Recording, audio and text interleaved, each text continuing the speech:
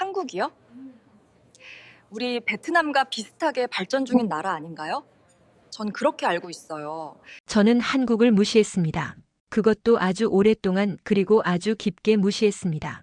한국은 우리 베트남과 비슷한 수준이라고, 아니 어쩌면 우리보다 조금 나을 뿐이라고 생각했고 그런 나라에게 배울 것은 없다고 믿었습니다. 하지만 제 그 오만한 생각이, 제 그 어리석은 편견이 승객 200명의 목숨을 위험에 빠뜨릴 뻔했다는 사실을 저는 너무 늦게 깨달았습니다. 영하 15도의 차가운 하늘 위에서 착륙 바퀴가 내려오지 않는 그 끔찍한 순간에 저를 구해준 것은 제가 그토록 무시했던 바로 그 나라였고, 그때 저는 눈물을 흘리며 무릎을 꿇을 수밖에 없었습니다. 이 놀라운 반전 이야기가 궁금하시다면 구독과 좋아요를 눌러주세요. 댓글로 한국이라고 남겨주시면 한국을 널리 알리는 데 도움이 됩니다. 저는 베트남 항공사에서 수석 승무원으로 일하고 있는 리엔이라고 합니다. 제가 이 일을 시작한 지 벌써 15년이 흘렀고, 그동안 저는 우리 베트남 항공이 얼마나 훌륭한지, 우리가 얼마나 빠르게 성장하고 있는지를 누구보다 자랑스럽게 생각하며 살아왔습니다. 하노이에서 태어나 하노이에서 자란 저는 우리나라가 전쟁의 상처를 딛고 일어서는 모습을 직접 봤고, 우리 항공사가 낡은 비행기 몇 대로 시작해서 지금처럼 국제선을 운영하는 큰 회사가 되는 과정도 함께 겪었습니다. 그래서 저는 우리를 무시하는 사람들을 참을 수 없었고, 특히 우리와 비슷한 처지에서 출발한 나라들이 우리를 깔보는 모습을 견딜 수 없었습니다. 그 일은 5년 전 여름 하노이 공항에서 일어났습니다. 그날 오후 3시쯤이었는데 저는 서울발 하노이행 비행기에서 내리는 한국 단체 관광객들을 안내하고 있었고, 그들은 모두 40명 정도 되는 중년 남녀들이었습니다.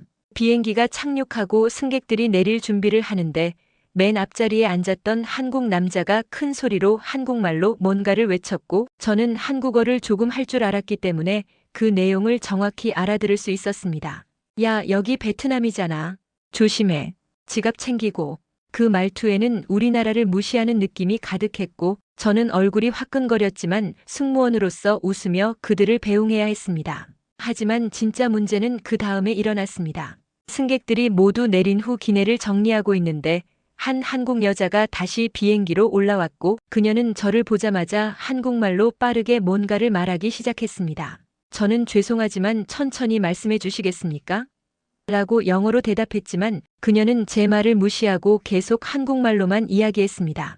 가방을 잃어버렸다는 것 같았는데 저는 최대한 침착하게 영어로 기다려주시면 찾아드리겠습니다라고 말했지만 그녀는 화를 내며 한국말 모르냐고 소리를 질렀고, 그 순간 저는 참을 수 없는 모욕감을 느꼈습니다. 저는 여기는 베트남입니다. 영어로 말씀해 주십시오라고 또박또박 말했고, 그녀는 어이없다는 표정을 지으며 너희 나라 항공사가 이 정도밖에 안 되냐고 비웃었습니다. 그때 옆에 있던 젊은 한국 남자가 끼어들었고, 그는 영어로 죄송합니다. 제가 통역하겠습니다라고 말했지만 그 여자는 그를 밀치며 왜 우리가 영어를 써야 하냐? 한국 사람이 타는 비행기면 한국말 할 줄 알아야지라고 소리쳤습니다. 저는 그 순간 온몸이 떨렸고 10년 넘게 승무원으로 일하면서 느껴본 적 없는 수치심이 밀려왔습니다. 결국 가방은 찾았지만 그녀는 사과 한마디 없이 가버렸고, 저는 빈 기내에 혼자 서서 주먹을 꽉 쥐었습니다. 그날 저녁 동료 투원에게 그 이야기를 했을 때 그는 한국 놈들은 원래 그래. 자기들이 우리보다 잘 산다고 우쭐대지. 그런데 솔직히 뭐가 그렇게 대단하다고? 라고 말했고 저는 그 말에 깊이 공감했습니다. 그날 이후 저는 한국이라는 나라를 다르게 보기 시작했습니다. 한국도 우리처럼 가난했던 나라고 한국도 우리처럼 전쟁을 겪은 나라인데 이제 조금 잘 살게 됐다고 우리를 무시한다는 생각이 들었고, 그런 나라에게 배울 것은 없다고 믿게 됐습니다. 저는 그때 몰랐습니다. 제 그 편견이, 제 그 오만함이 얼마나 큰 실수였는지를, 그리고 그것이 나중에 얼마나 끔찍한 결과를 불러올 뻔했는지를 말입니다. 그로부터 5년이 흘렀습니다. 저는 여전히 같은 항공사에서 일하고 있었고, 이제는 수석 승무원이 되어 후배들을 가르치는 위치에 올라 있었습니다. 우리 항공사는 그동안 많이 성장했고, 국제선 노선도 늘어났으며, 새로운 비행기들도 도입됐습니다.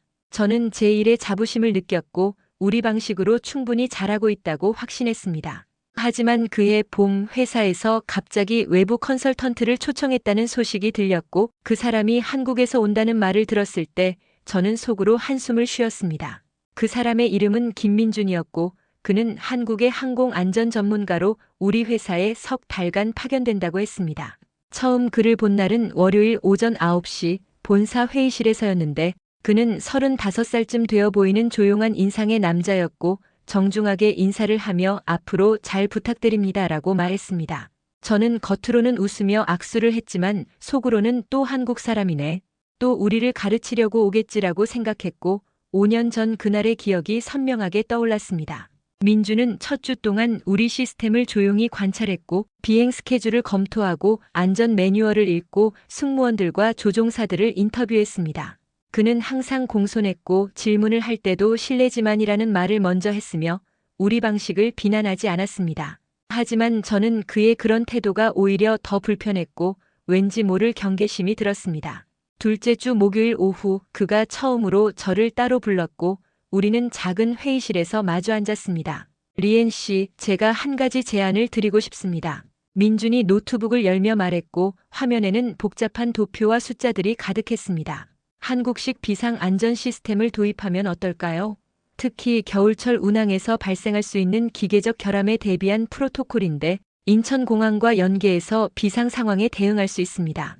그는 차분하게 설명했지만 저는 그의 말을 듣는 동안 계속 5년 전 그날이 떠올랐고 역시 한국 사람들은 자기들 방식을 강요하는구나라는 생각이 들었습니다. 민준 씨, 우리는 지금까지 우리 방식으로 잘해왔습니다. 저는 최대한 부드럽게 말했지만 목소리에는 거부감이 묻어났습니다. 15년 동안 큰 사고 없이 운영해왔고 우리 시스템도 충분히 안전합니다. 민주는 잠시 말없이 저를 바라보더니 고개를 끄덕였고 네, 리엔 씨 말씀도 맞습니다. 다만 혹시 모를 상황을 대비하는 거니까요 라고 조용히 대답했습니다. 그의 그 차분한 태도가 왠지 더 신경 쓰였고 저는 우리가 그렇게 준비 없는 항공사로 보입니까? 라고 되물었습니다. 민주는 아닙니다. 절대 그런 뜻이 아닙니다 라고 손을 저었지만 저는 이미 마음의 문을 닫은 상태였습니다. 그날 이후 민주는 계속해서 자료를 보내왔고 이메일로 참고만 해주세요라는 말과 함께 통계와 데이터를 첨부했습니다. 하지만 저는 그것들을 대충 훑어보고 지워버렸고 동료 투원에게 또 한국 사람이 우리 가르치려고 안달이야라고 불평했습니다. 투원은 맞아. 자기들이 뭐 대단한 줄 알아? 우리도 충분히 잘하고 있는데 라고 맞장구 쳤고 우리는 민준의 제안을 무시하기로 은연중에 합의했습니다. 하지만 그때 저는 몰랐습니다. 민준이 보낸 그 자료들 속에 얼마나 중요한 정보가 담겨 있었는지 그리고 그것을 무시한 것이 얼마나 위험한 선택이었는지를 말입니다. 석 달이라는 시간은 빠르게 흘러갔고 민준의 계약 기간도 한 달밖에 남지 않은 어느 화요일 오전 회사는 전체 운영팀 회의를 소집했습니다. 그날 오전 10시 본사 대회의실에는 경영진과 팀장들 그리고 수석 승무원과 기장들이 모두 모였고 의제는 단 하나였습니다. 한국식 비상 안전 시스템 도입 여부를 최종 결정한다. 저는 회의실 중간쯤에 앉았고 제 옆에는 투원이 그리고 조금 떨어진 곳에는 민준이 조용히 앉아 있었습니다. 회사는 이 시스템을 도입하려면 상당한 비용이 들고 직원 재교육도 필요하며 인천공항과의 협약도 맺어야 한다고 설명했고 그래서 현장 직원들의 의견을 듣고 싶다고 말했습니다.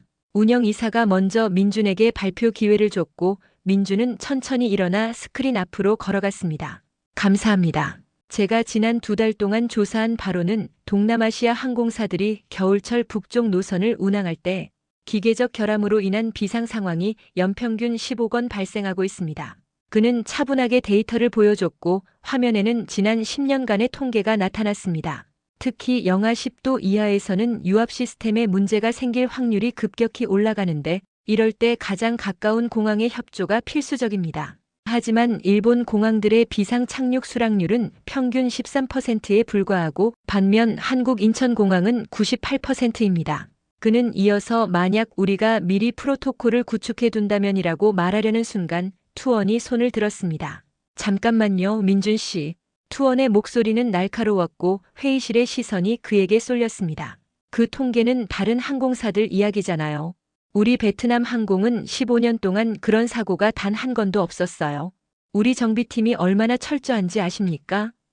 여러 사람들이 고개를 끄덕였고 정비팀장도 맞습니다. 우리는 매번 완벽하게 점검합니다라고 거들었습니다. 민주는 잠시 말을 멈췄다가 네, 그 점은 저도 잘 알고 있습니다. 다만 만약을 대비하는 하고 말하려 했지만 이번에는 제가 손을 들었습니다. 민준 씨, 솔직히 말씀드리겠습니다. 저는 천천히 일어서며 회의실을 둘러봤고 많은 동료들이 저를 지지하는 눈빛으로 바라봤습니다. 저는 15년 동안 이 회사에서 일했고 그동안 우리가 얼마나 발전했는지 직접 봤습니다. 우리는 우리 방식으로 충분히 안전하게 운영해왔고 큰 사고도 없었습니다. 그런데 지금 한국 시스템을 도입하자는 건 결국 우리 방식이 부족하다는 뜻 아닙니까? 제 목소리는 점점 커졌고 감정이 실렸습니다. 우리는 더 이상 배워야 할 나라가 아닙니다. 우리도 이제 충분히 잘하고 있어요.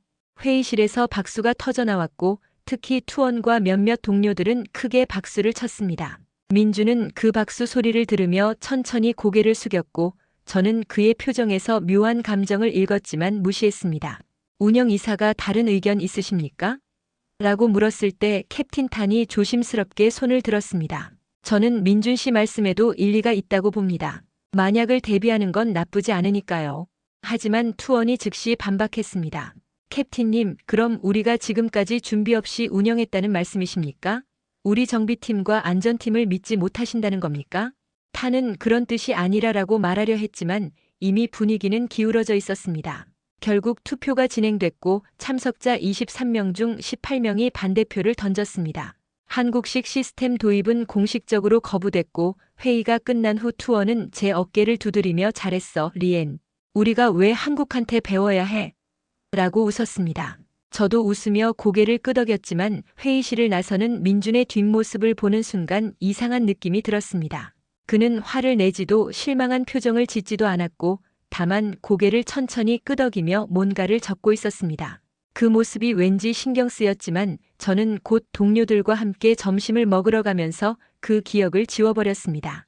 우리는 이겼고 우리 방식을 지켰으며 그것으로 충분하다고 생각했습니다. 하지만 그날 민준의 노트에 무엇이 적혀 있었는지 그리고 그가 왜 그렇게 조용히 받아들였는지를 저는 한참 후에야 알게 됐습니다.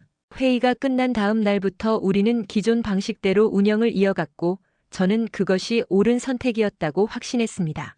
민주는 여전히 회사에 남아 있었지만 더 이상 한국 시스템에 대해 언급하지 않았고 그저 조용히 관찰만 하며 시간을 보냈습니다. 투어는 결국 포기했잖아. 우리가 옳았다는 증거야라고 말했고 저도 그렇게 믿고 싶었습니다. 그 주 토요일 오후 저는 도쿄행 노선에 탑승했습니다. 평소처럼 순조로운 비행이었고 승객들도 편안해 보였으며 모든 것이 완벽했습니다. 하지만 이륙한 지 1시간쯤 지났을 때 기장실에서 호출이 왔습니다. 저는 서둘러 조종석으로 향했고 캡틴 타니 리엔, 유압 게이지 하나가 좀 이상해. 수치가 평소보다 낮아라고 말했습니다. 저는 순간 긴장했지만 탄은 아직 정상 범위야. 걱정할 정도는 아니야 라고 덧붙였습니다. 저는 그럼 괜찮은 거죠? 라고 물었고 탄은 고개를 끄덕이며 응, 모니터링만 하면 되라고 대답했습니다. 비행은 무사히 끝났고 도쿄에 착륙했을 때 유압 시스템은 정상으로 돌아와 있었습니다. 저는 안도의 한숨을 쉬었고 투원에게 오늘 유압 게이지가 좀 낮았었는데 괜찮았어 라고 말했습니다. 투어는 결국 문제 없잖아. 우리 정비팀이 얼마나 훌륭한데. 민준이 걱정했던 것들은 기우였어 라고 웃으며 말했습니다. 저도 고개를 끄덕였고 맞아. 우리 방식으로도 충분히 안전해라고 대답하며 마음속으로 확신을 굳혔습니다. 하지만 그때 저는 몰랐습니다. 그 작은 이상 징후가 사실은 민준이 경고했던 바로 그것의 시작이었다는 것을 그리고 겨울이 더 깊어지면 그 문제가 얼마나 심각해질 수 있는지를 말입니다. 다음 주에도 우리는 계속 성공적으로 비행했고 저는 점점 더 자신감이 생겼습니다. 일요일에는 싱가포르행을, 화요일에는 홍콩행을 무사히 마쳤으며 모든 승객이 만족했습니다. 하지만 민준의 행동은 여전히 이상했습니다. 그는 회의 이후에도 계속 자료를 정리하고 있었고 가끔 인천공항에 전화를 거는 모습이 보였으며 무언가를 준비하는 것처럼 보였습니다. 어느 날 오후 제가 사무실을 지나가는데 민준이 전화로 네, 영하 10도 이하일 때 특히 주의해 주세요.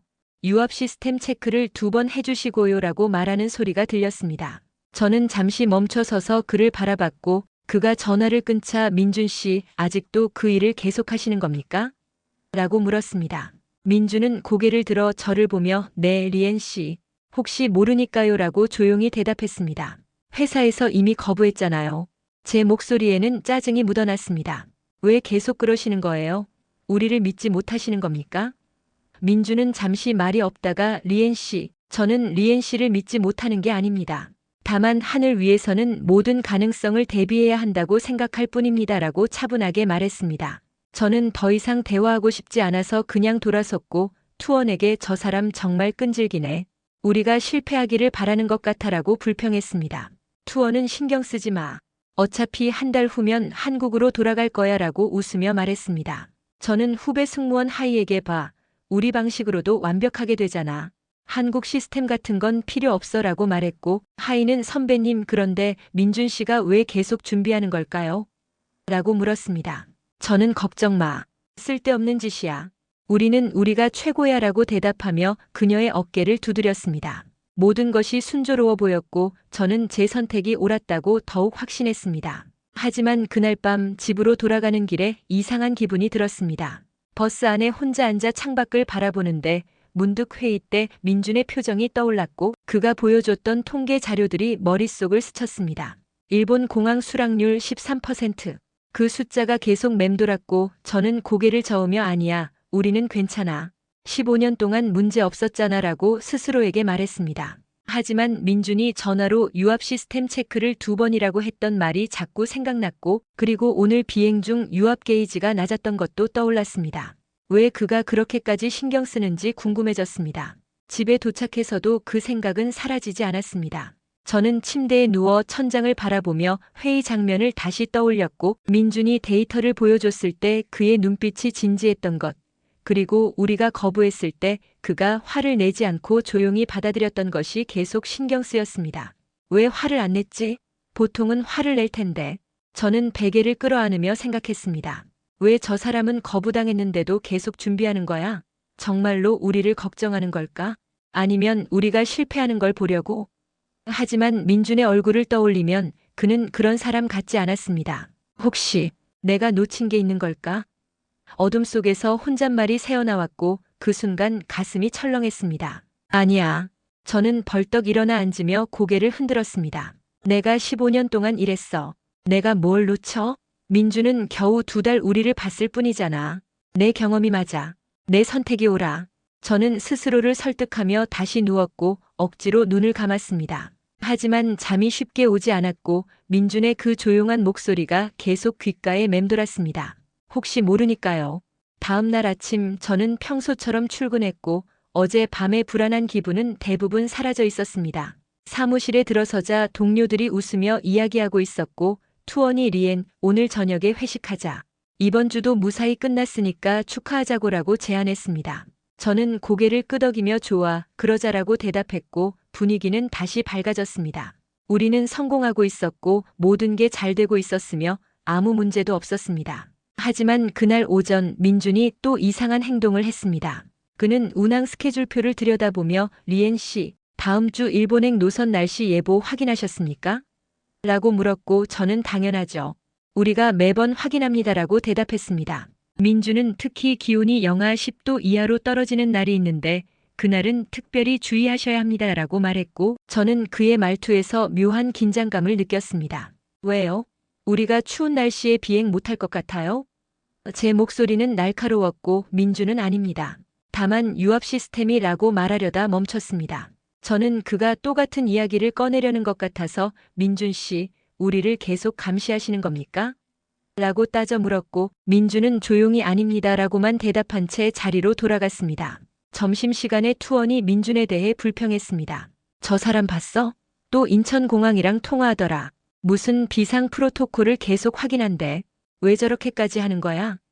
저는 고개를 끄덕이며 그러게. 우리 회사가 그렇게 위험해 보이나 봐라고 비꼬았습니다. 하지만 마음 한구석에서는 왜 저렇게까지 준비하지? 라는 의문이 들었고 저는 그 생각을 애써 무시했습니다. 과민 반응이겠지. 한국 사람들은 원래 지나치게 준비하잖아. 저는 스스로를 납득시키려 했습니다. 그날 오후 캡틴 탄이 저를 조종실로 불렀습니다. 그는 책상 위에 자료를 펼쳐놓고 심각한 표정으로 말했습니다. 리엔, 이거 좀 봐. 내가 민준한테 받은 건데. 그 자료에는 지난 10년간 동남아시아 항공사들의 비상 착륙 통계가 정리되어 있었고 숫자들이 빼곡했습니다. 총 15건의 비상 착륙 시도가 있었는데 일본 공항이 수락한 건 단 2건뿐이야. 수락률이 13.3%야. 탄의 목소리는 낮았지만 무게가 실려 있었습니다. 나머지 13건 중에서 8건은 다른 공항으로 우회했고 5건은 큰 사고로 이어졌어. 저는 그 숫자들을 보며 손이 미세하게 떨리는 걸 느꼈습니다. 13.3%, 5건 사고. 숫자들이 머릿속에서 맴돌았고 갑자기 입이 바짝 말랐습니다. 하지만 캡틴님, 우리는 15년 동안 그런 일이 없었잖아요. 제 목소리는 떨렸고 탄은 고개를 끄덕였습니다. 맞아. 우리는 운이 좋았어. 하지만 리엔, 운은 영원하지 않아. 민준이 왜 계속 인천이랑 프로토콜 만들려고 하는지 이제 알겠어? 저는 아무 말도 할 수 없었고 그저 자료를 바라볼 뿐이었습니다. 일본 수락률 13%대 한국 수락률 98%. 이 차이가 뭘 의미하는지 생각해봐. 저는 사무실로 돌아와 의자에 앉았지만 머릿속은 복잡했습니다. 정말 한국 시스템이 필요한 걸까? 민준 말이 맞았던 건가? 하지만 곧 다른 생각이 밀려왔습니다. 지금 와서 바꾼다고? 회의에서 그렇게 반대했는데 동료들 앞에서 내가 틀렸다고 인정하라고?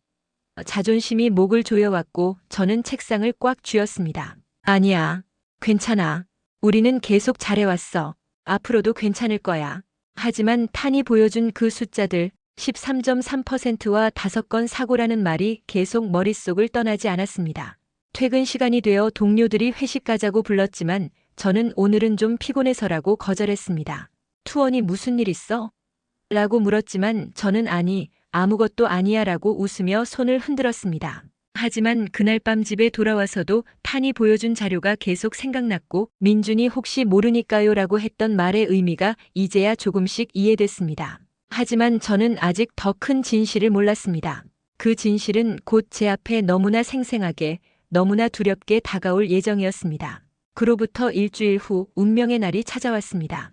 그날은 목요일 오후였고 날씨는 영하 15도까지 떨어진 매섭게 추운 겨울이었으며 저는 도쿄행 VN447편의 수석 승무원으로 탑승해 있었습니다. 승객은 총 213명이었고 그 중에는 아이들과 임신부도 여럿 있었으며 모두 편안하게 여행을 즐기고 있었습니다.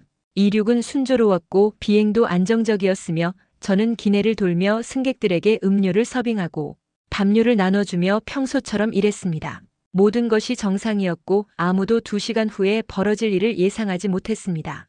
비행 1시간 30분쯤 지났을 때 기장실에서 호출이 왔습니다. 저는 서둘러 조종석으로 향했고 문을 열자 캡틴 탄과 부기장의 긴장된 얼굴이 보였습니다. 리엔, 큰일이야. 탄의 목소리는 침착했지만 떨림이 느껴졌습니다. 착륙 바퀴 유압 시스템에 문제가 생겼어. 영하 15도 때문에 유압류가 얼어붙었고 바퀴가 내려오질 않아. 저는 순간 숨이 멎는 것 같았고 그럼 어떻게 착륙하죠? 라고 겨우 물었습니다. 탄은 바퀴 없이 동체 착륙을 해야 해. 하지만 그러려면 공항에 완벽한 준비가 필요해라고 대답했습니다. 부기장이 즉시 도쿄 하네다 공항 관제탑에 연락했습니다. 하네다 타워, 여기는 베트남 항공 VN447편입니다. 비상 상황입니다. 착륙 바퀴 시스템 고장으로 동체 착륙이 필요합니다. 비상 착륙 허가를 요청합니다. 잠시 정적이 흘렀고 관제탑에서 답이 왔습니다. VN447편, 잠시만 기다려 주십시오. 확인 중입니다. 우리는 숨을 죽이고 기다렸고 몇 분이 지난 후 관제탑의 목소리가 다시 들려왔습니다. VN447편, 죄송하지만 현재 하네다 공항은 비상 착륙 장비가 부족한 상태입니다. 동체 착륙을 받아들일 수 없습니다. 가장 가까운 다른 공항으로 우회해 주십시오. 탄이 다른 공항이라니 어디를 말하는 겁니까? 우리 연료가 얼마 남지 않았습니다라고 다급하게 물었지만 관제탑은 오사카나 나고야를 시도해 보십시오라고만 대답했습니다. 부기장이 즉시 오사카 공항에 연락했지만 거기서도 비상 장비 준비 시간이 필요합니다. 최소 2시간이라는 답이 돌아왔고 탄은 우리한테 2시간치 연료가 없어라고 절규했습니다. 나고야도 마찬가지였습니다. 현재 다른 비행기 착륙 중이라 받을 수 없습니다. 저는 조종석 뒤에 서서 그 대화를 듣고 있었고 온몸이 얼어붙는 것 같았습니다. 승객들은? 제가 떨리는 목소리로 물었고 탄은 아직 모르게 해. 패닉이 일어나면 안 되라고 대답했습니다. 하지만 저는 이미 패닉 상태였고 213명의 얼굴이 머릿속에 떠올랐으며 그 중에는 방금 전 제가 주스를 준 7살짜리 아이도 배가 불러온 임신부도 있었습니다. 어떡하죠, 캡틴님? 연료는 40분밖에 안 남았고 갈 곳이 없어요. 제 목소리는 거의 울음 섞인 소리였고 탄도 대답하지 못한 채 계기판만 바라볼 뿐이었습니다. 바로 그때 무전기에서 낯익은 억양의 목소리가 들려왔습니다. 베트남 항공 VN447편, 여기는 인천국제공항 관제탑입니다. 귀하의 비상 상황을 파악했습니다. 인천으로 오시겠습니까? 저희가 받아드리겠습니다. 저는 그 순간 귀를 의심했고 탄도 깜짝 놀라 인천이라고요? 어떻게 우리 상황을 알고 계십니까? 라고 물었습니다. 인천 관제탑은 한국항공안전 네트워크를 통해 실시간 모니터링하고 있었습니다. 귀하의 기체 상태와 연료량을 확인했고 이미 동체 착륙 준비를 완료했습니다. 활주로 15회를 비워두었고 소방차 12대와 구급차 8대가 대기 중입니다. 지금 즉시 항로를 변경하시면 35분 내 도착 가능합니다라고 차분하지만 확신에 찬 목소리로 설명했습니다. 타는 잠시 망설이다가 인천으로 갑니다라고 결정했고 즉시 항로를 변경했습니다. 저는 조종석에서 나와 동료 승무원들에게 상황을 설명했고 우리는 승객들에게 비상 착륙 준비를 안내했습니다. 기내에 긴장감이 돌았지만 저는 최대한 침착한 목소리로 곧 인천공항에 안전하게 착륙할 예정입니다. 안전벨트를 착용하시고 승무원의 안내를 따라 주십시오라고 방송했습니다. 30분이 마치 3시간처럼 느껴졌고 비행기는 천천히 인천으로 향했습니다. 인천 관제탑은 계속해서 우리를 안내했습니다. VN447편 고도를 천천히 낮추십시오. 속도는 시속 200km로 유지하시고 기술을 3도 올려주십시오. 타는 지시대로 따랐고 마침내 활주로가 눈에 들어왔습니다. 활주로 양옆으로 소방차들이 늘어서 있었고 구급차들이 대기하고 있었으며 활주로에는 특수 소화 장비들이 뿌려져 있었습니다. 착륙 준비하십시오. 충격에 대비하시고 접지 후 즉시 엔진을 끄십시오. 인천 관제탑의 목소리는 끝까지 침착했습니다. 비행기가 활주로에 닿는 순간 엄청난 소음과 함께 기체가 흔들렸습니다. 바퀴 없이 동체로 미끄러지는 비행기는 불꽃을 튀기며 활주로를 달렸고 저는 좌석을 꽉 잡은 채 눈을 감았습니다. 하지만 인천공항의 완벽한 준비 덕분에 비행기는 천천히 속도가 줄어들었고 마침내 멈췄습니다. 기내는 잠시 정적에 휩싸였다가 곧 안도의 한숨과 울음소리가 터져나왔습니다. 승객 213명 전원이 무사했고 단 한 명의 부상자도 없었습니다. 비행기 문이 열리고 승객들이 모두 내린 후 저는 탄과 함께 터미널로 걸어갔습니다. 다리가 후들거렸고 온몸이 땀으로 젖어 있었으며 아직도 믿기지 않았습니다. 우리가 살았어. 탄이 중얼거렸고 저는 고개를 끄덕였습니다. 하지만 머릿속은 혼란스러웠습니다. 왜 일본은 거절했을까? 왜 한국은 먼저 연락해왔을까? 어떻게 우리 상황을 알고 있었을까? 그리고 가장 중요한 질문이 떠올랐습니다. 민준이 말했던 게 바로 이거였나? 인천공항 터미널에서 하룻밤을 보낸 후 다음 날 오전 우리는 베트남으로 돌아가는 비행기에 올랐습니다. 회사에서 급히 보낸 대체 항공기였고 승객들도 모두 함께 귀국했으며 기내에는 여전히 어제의 긴장감이 남아 있었습니다. 저는 창밖을 바라보며 어제 일을 계속 되새겼고 인천 관제탑의 목소리가 귓가에 맴돌았습니다. 귀하의 비상 상황을 파악했습니다. 이미 동체 착륙 준비를 완료했습니다. 어떻게 그들은 미리 알고 있었을까요? 어떻게 그렇게 완벽하게 준비되어 있었을까요? 하노이에 도착한 그날 저녁 저는 집에 돌아와 소파에 앉아 텔레비전을 켰습니다. 뉴스 채널에서는 우리 사건을 보도하고 있었고 베트남 항공 비상 착륙 성공, 인천공항 신속 대응이라는 헤드라인이 화면에 떴습니다. 하지만 그 다음 뉴스가 제 시선을 사로잡았습니다. 태국 항공사 비상 착륙 거부 사건, 승무원 증언 공개라는 제목이었고 저는 몸을 앞으로 숙이며 화면에 집중했습니다. 인터뷰에 나온 태국 승무원의 얼굴이 보였고 저는 그 얼굴을 알아봤습니다. 송차이, 제가 3년 전 국제 승무원 컨퍼런스에서 만났던 친구였습니다. 우리는 유압 시스템 고장으로 비상 착륙이 필요했습니다. 도쿄 공항에 연락했지만 거절당했고 오사카도 나고야도 모두 거절했습니다. 송차이의 목소리는 떨렸고 눈에는 눈물이 고여 있었습니다. 우리는 연료가 거의 떨어진 상태로 필리핀 마닐라까지 날아가야 했고 착륙하는 순간 타이어가 터지면서 활주로를 벗어났습니다. 승객 37명이 다쳤고 저도 허리를 크게 다쳤습니다. 만약 가까운 공항이 받아줬다면 그녀는 더 이상 말을 잇지 못하고 고개를 떨구었습니다. 저는 숨이 멎는 것 같았고 리모컨을 쥔 손이 떨렸습니다. 바로 그때 제 휴대폰이 울렸고 화면에 송차이라는 이름이 떴습니다. 저는 황급히 전화를 받았고 리엔 뉴스 봤어? 라는 그녀의 목소리가 들렸습니다. 응, 지금 막 봤어. 송차이 너 괜찮아? 제가 물었고 송차이는 한숨을 쉬며 이제는 괜찮아. 하지만 리엔 너도 비슷한 일 겪었다며? 일본이 거절했다고 들었어 라고 말했습니다. 저는 응 맞아. 하지만 우리는 인천이 받아줘서 무사했어 라고 대답했고 송차이가 너희는 운이 좋았어 라고 중얼거렸습니다. 리엔 우리는 아무 준비도 안 되어 있었어. 송차이의 목소리가 다시 들렸고 더 진지했습니다. 일본이 거절할 거라는 생각도 못했고 대안도 없었어. 그냥 될 거라고 믿었지. 하지만 일본 공항들은 비상 장비가 부족하다며 우리를 받지 않았어. 자기네 항공사도 감당하기 벅차다고 했어. 리엔, 너희는 어떻게 인천이 받아줬어? 미리 준비했던 거야? 저는 그 질문에 입이 떡 벌어졌고 아니, 우리도 준비 안 했어. 그런데 한국 쪽에서 먼저 연락이 왔어라고 대답했습니다. 먼저? 송차이가 놀란 목소리로 물었고 저는 응, 인천공항에서 우리 상황을 실시간으로 모니터링하고 있었대. 그래서 일본이 거절하자마자 연락이 온 거야라고 설명했습니다. 송차이는 한참 침묵하다가 리엔 그건 누군가 미리 준비한 거야. 공항이 그냥 우연히 모니터링하지는 않아. 분명히 누군가 요청했을 거야라고 말했습니다. 저는 그 순간 머릿속이 하얘졌고 민준의 얼굴이 떠올랐습니다. 민준. 제가 중얼거리자 송차이가 뭐? 라고 물었지만 저는 아니, 아무것도 아니야. 송차이, 나중에 다시 연락할게라고 말하며 전화를 끊었습니다. 저는 소파에 앉은 채 멍하니 텔레비전을 바라봤습니다. 뉴스에서는 여전히 태국 사고 관련 보도가 이어지고 있었고 일본 공항 비상 착륙 거절률 86%라는 자막이 화면 아래에 흘러갔습니다. 그 숫자를 보는 순간 캡틴 탄이 보여줬던 자료가 떠올랐습니다. 일본 수락률 13.3%. 똑같은 이야기였습니다. 그리고 문득 민준이 했던 말들이 하나씩 떠올랐습니다. 영하 10도 이하일 때 특히 주의해 주세요. 인천공항과 비상 프로토콜을 구축했습니다. 혹시 모르니까요.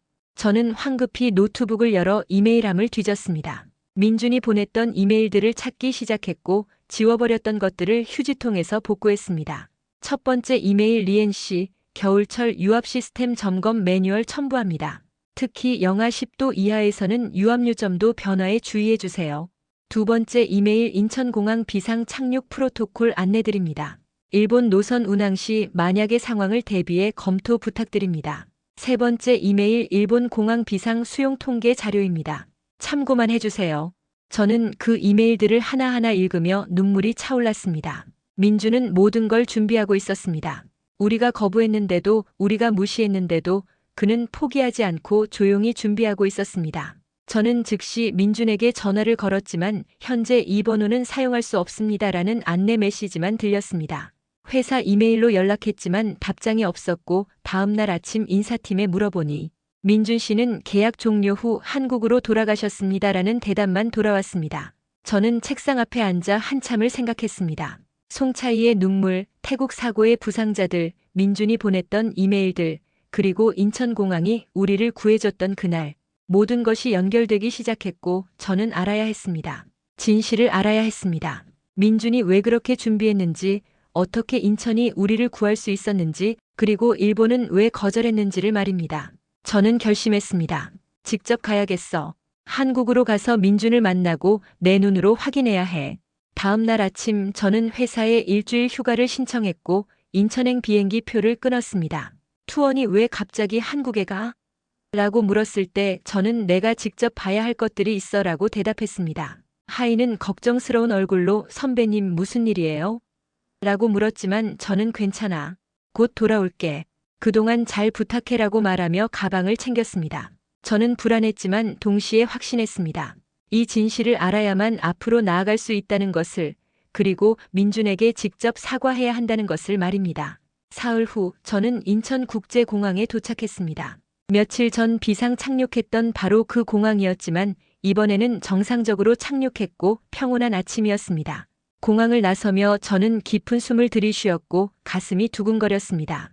저는 미리 이메일로 인천공항 안전관리팀에 연락했고 며칠 전 구조받은 베트남 항공 승무원입니다. 감사 인사를 드리고 싶습니다라고 말했더니 그들은 흔쾌히 방문을 허락해줬습니다. 오전 10시 저는 인천공항 관제센터 건물 앞에 섰습니다. 현대적인 건물이었고 입구에는 항공안전, 생명을 최우선으로라는 문구가 걸려 있었습니다. 저는 로비에서 잠시 기다렸고 곧 익숙한 얼굴이 나타났습니다. 민준이었습니다. 그는 저를 보자 놀란 표정을 지었지만 곧 미소를 지으며 다가왔습니다. 리엔 씨, 어떻게 여기까지? 저는 그 순간 눈물이 나올 것 같았지만 꾹 참으며 민준 씨, 제가 직접 와야 할 것 같았어요 라고 대답했습니다.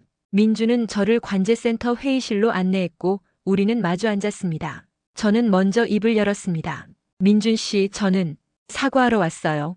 그리고 묻고 싶어요. 어떻게 그렇게 완벽하게 준비하셨어요? 우리가 거부했는데도 왜 포기하지 않으셨어요? 민준은 잠시 생각하더니 조용히 말했습니다. 리엔 씨, 제가 그때 영하 10도 이하 날씨를 자꾸 확인했던 거 기억하세요?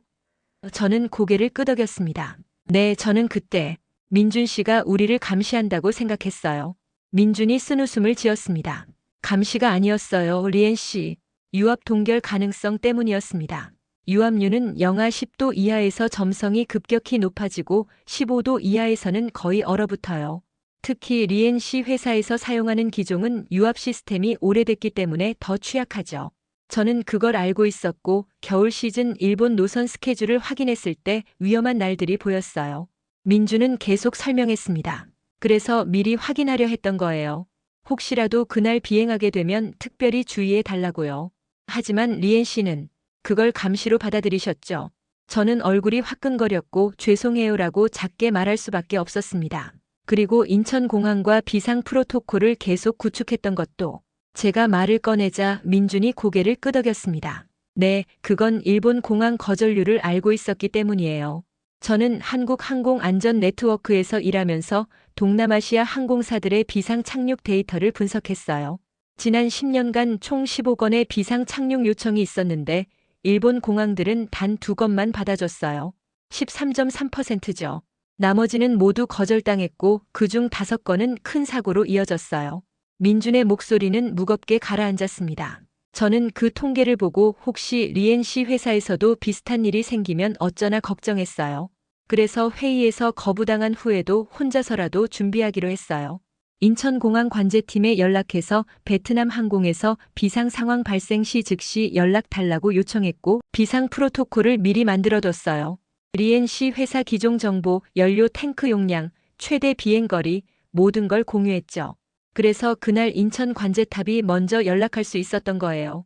저는 그 말을 듣고 가슴이 먹먹해졌습니다. 그럼 민준 씨가 준비한 비상 장비들도? 민준이 고개를 끄덕였습니다. 네, 실제로 그날 모두 사용됐어요. 소방차 12대, 구급차 8대, 특수 소화 장비들. 저는 과민 반응한 게 아니었어요. 필요한 준비였던 거죠. 저는 더 이상 참을 수 없어서. 그럼 왜 일본은 거절한 거예요? 왜 한국만 도와준 거예요?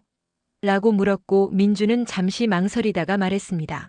리엔 씨, 이건 좀 복잡한 문제예요. 일본 공항들은 지난 몇 년간 비용 절감 정책을 펼쳤어요. 비상 장비를 줄이고 인력을 감축했죠. 그래서 동남아시아 항공사들의 비상 착륙 요청을 받아들이기 어려워진 거예요. 자국 항공사들도 감당하기 벅찬 상황이니까요. 저는 충격을 받았습니다. 그럼 우리를 무시한 게 아니라 그냥 능력이 안 됐던 거예요? 민준이 고개를 끄덕였습니다. 네, 그렇죠. 하지만 한국은 달라요. 우리는 항공 안전을 최우선으로 생각해요. 국적이 어디든 어느 항공사든 생명이 위험하면 무조건 돕습니다. 민주는 저를 관제센터로 안내했습니다. 거대한 스크린들이 가득한 방이었고 수십 명의 관제사들이 모니터 앞에 앉아 있었습니다. 여기서 동북아시아 모든 항공기를 실시간으로 모니터링해요. 리엔 씨 비행기도 여기 있었죠. 민준이 화면을 가리키며 말했습니다. 이 시스템은 이상 징후를 자동으로 감지해요. 리엔 씨 비행기가 일본에서 거절당했을 때 시스템이 즉시 알림을 보냈고 우리는 3분 만에 비상체제로 전환했어요. 저는 그 첨단 시스템을 보며 감탄했고 동시에 부끄러웠습니다. 제가 무시했던 한국이 이렇게 앞서 있었다는 사실이 믿기지 않았습니다. 저는 민준에게 마지막으로 물었습니다. 민준 씨, 그날 우리가 회의에서 거부했을 때 화나지 않으셨어요? 민주는 고개를 저었습니다. 아니요, 리엔 씨. 저는 리엔 씨를 이해했어요. 15년 경력의 전문가가 겨우 2달 관찰한 외부인의 말을 쉽게 받아들이기는 어렵죠. 게다가 그가 잠시 멈췄다가 말했습니다. 리엔 씨는 과거에 한국 사람들한테 상처받은 적이 있었잖아요. 그게 편견이 됐고 그 편견이 제 말을 듣기 어렵게 만들었죠. 저는 그걸 알았어요. 저는 그 순간 무릎이 꺾이는 것 같았고 눈물이 주르르 흘러내렸습니다. 죄송해요, 민준 씨. 정말 죄송해요. 챕터 9 2500자.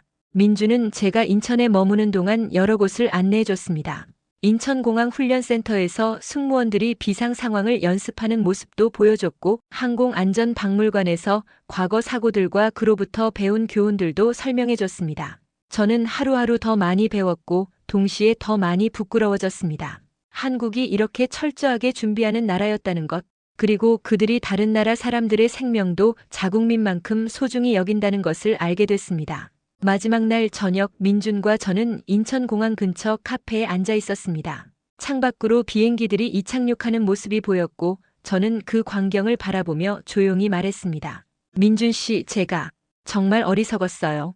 한국을 무시했고 민준 씨를 믿지 않았고 제 고집 때문에 승객들을 위험에 빠뜨릴 뻔했어요. 민준은 고개를 저었습니다. 리엔 씨, 과거는 이제 됐어요. 중요한 건 리엔 씨가 이제 알게 됐다는 거잖아요. 저는 그의 손을 꽉 잡으며 감사해요, 민준 씨. 당신 덕분에 우리가 살았어요. 213명이 모두 살았어요 라고 말했고 목이 메었습니다. 민준 씨, 한 가지만 더 물어봐도 될까요? 제가 조심스럽게 물었고 민준이 고개를 끄덕였습니다. 왜 그때 포기하지 않으셨어요? 회사에서 거부했는데 왜 혼자서라도 계속 준비하셨어요? 민준은 잠시 생각하더니 천천히 대답했습니다. 리엔 씨, 저는 10년 전에 친구를 잃었어요. 항공사고로요. 그 친구는 동남아시아 항공사 승무원이었고 비상 상황이 발생했을 때 가까운 공항이 거절했어요. 결국 연료가 떨어져서 바다에 추락했죠. 민준의 목소리가 떨렸습니다. 그때 저는 맹세했어요. 제가 할 수 있는 한 그런 일이 다시는 일어나지 않도록 하겠다고. 그래서 항공안전 전문가가 됐고 그래서 리엔 씨 회사를 포기할 수 없었어요. 설령 리엔 씨가 저를 거부해도 저는 준비해야 했어요. 생명이 걸린 일이니까요. 저는 그 이야기를 듣고 한참 동안 말을 잇지 못했습니다. 민주는 단순히 일을 잘하려고 했던 게 아니었습니다. 그는 생명을 구하려고 했던 거였고 과거의 아픔을 반복하지 않으려고 했던 거였습니다. 민준 씨, 저는 정말 민준 씨를 오해했어요. 당신은 우리를 무시한 게 아니라 우리를 지키려고 했던 거였네요. 민준이 부드럽게 웃으며 이제 아셨으면 됐어요, 리엔 씨. 그리고 앞으로 리엔 씨가 후배들에게 이 경험을 전해주세요.